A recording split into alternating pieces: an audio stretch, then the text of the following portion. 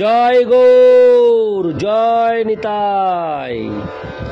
নারায়ণ হে নারায়ণ, ভব ভয় হরণম নারায়ণ। লক্ষ্মীকান্তম কমলনয়নম মঙ্গলচরণম নারায়ণ। আজ 6ই বৈশাখ 1431 ও ইংরেজি 19শে এপ্রিল 2024 শুক্রবার, একাদশী কামোদা। এই কামোদা একাদশীর দিন আমি শ্রী চৈতন্য চরিতামৃত পাঠ করছি। আজ আমি পাঠ করব শ্রী চৈতন্য চরিতামৃতের আদি লীলার 3য় পরিচ্ছেদ, আশীর্বাদ মঙ্গলাচরণে শ্রী চৈতন্য অবতারের সামান্য ও বিশেষ কারণ।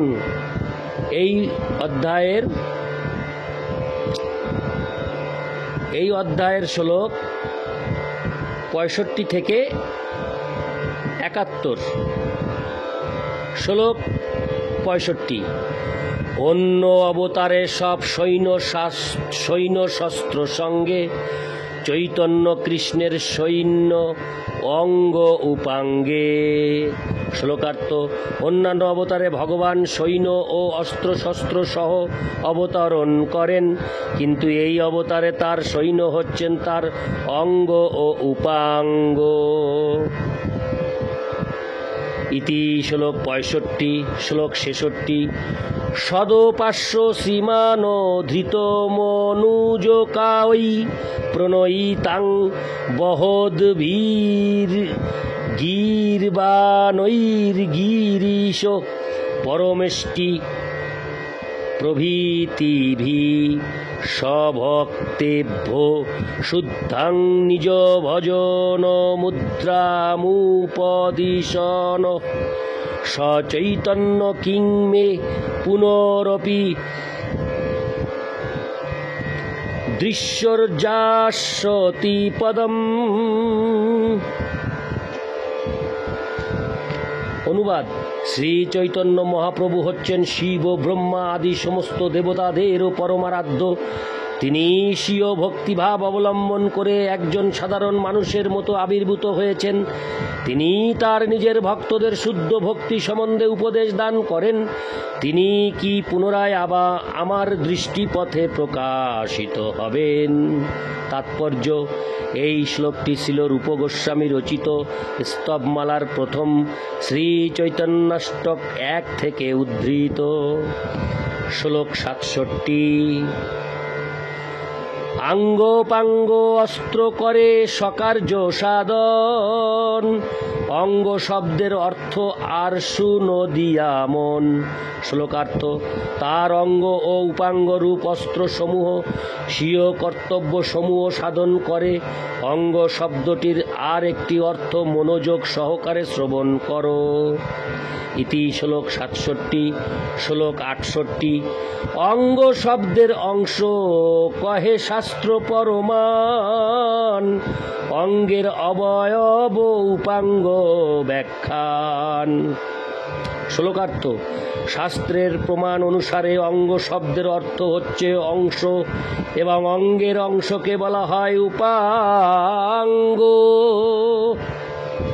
ইতি শ্লোক 68। শ্লোক 69। নারায়ণস্তং নাহি সর্বদেহী নামাত্মাস্য ধীশাখিল লোক সাক্ষী।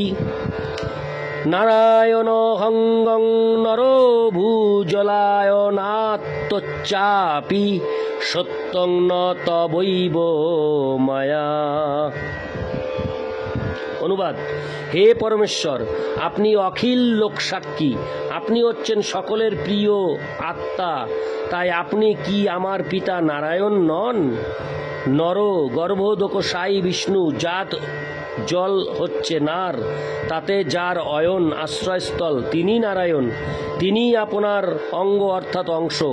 আপনার অংশরূপ কারণোদকশায়ী বিষ্ণু, গর্ভোদকশায়ী বিষ্ণু ও ক্ষীরোদকশায়ী বিষ্ণুর কেউই মায়ার অধীন নন, তারা সকলেই মায়াধীশ, মায়াতীত, পরম সত্য। তাৎপর্য: শ্রীকৃষ্ণের প্রতি ব্রহ্মার এই উক্তিটি শ্রীমদ্ ভাগবত 10:14 থেকে উদ্ধৃত। ইতি শ্লোক 69, শ্লোক 70। জলসায়ী অন্তর্যামী যেই নারায়ণ, সেহ তোমার অংশ তুমি মূল নারায়ণ।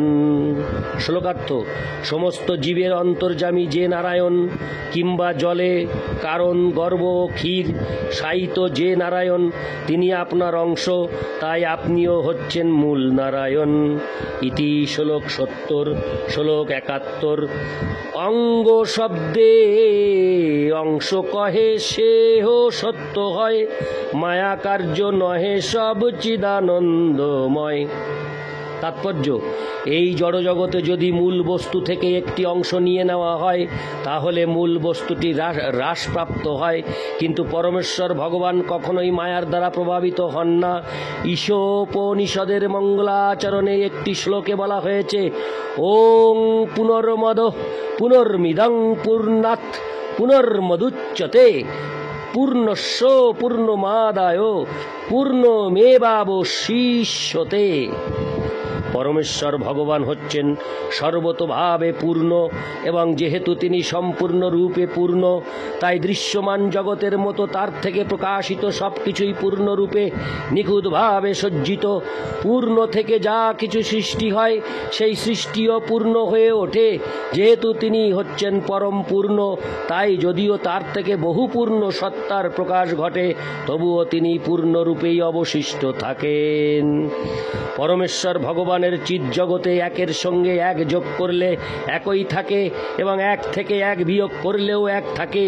তাই জড়জাগতিক দৃষ্টিভঙ্গির পরিপ্রেক্ষিতে ভগবানের অংশাতি অংশেরও অনুমান করা উচিত নয়। চিৎ জগতে জড় শক্তি অথবা জড় হিসেব নিকেশের কোনো প্রভাব নেই। ভগবদ গীতার 15 অধ্যায়ে ভগবান বলেছেন যে জীব হচ্ছে তার বিভিন্ন অংশ। জড়জগতে ও চিৎ জগতে অসংখ্য জীব রয়েছে, কিন্তু তা সত্ত্বেও শ্রীকৃষ্ণ সর্বতোভাবে পূর্ণ। ভগবানের বিভিন্ন অংশ সমস্ত ব্রহ্মাণ্ড জুড়ে ছড়িয়ে রয়েছে বলে যে ভগবানের সত্তা হ্রাসপ্রাপ্ত হয়েছে তা মনে করা হচ্ছে মায়া।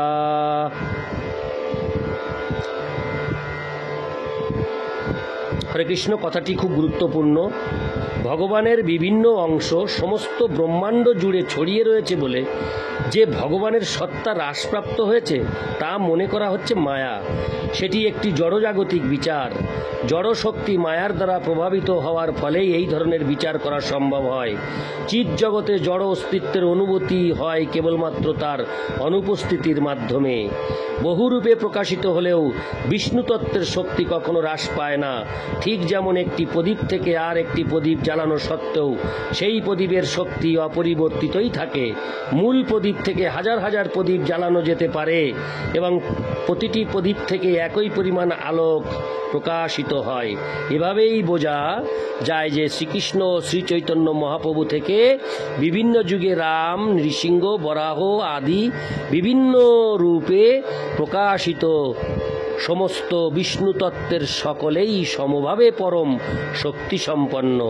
ব্রহ্মা, শিব আদি দেবতারা জড় শক্তির সংস্পর্শে আসেন এবং তাই তাদের শক্তি ও ক্ষমতা বিভিন্ন স্তরের, কিন্তু শ্রীবিষ্ণুর সমস্ত অবতারেরা সমান শক্তি সম্পন্ন, কেননা মায়ার প্রভাব তাদের কখনো স্পর্শ করতে পারে না। ইতি শ্লোক 71। নারায়ণ হে নারায়ণ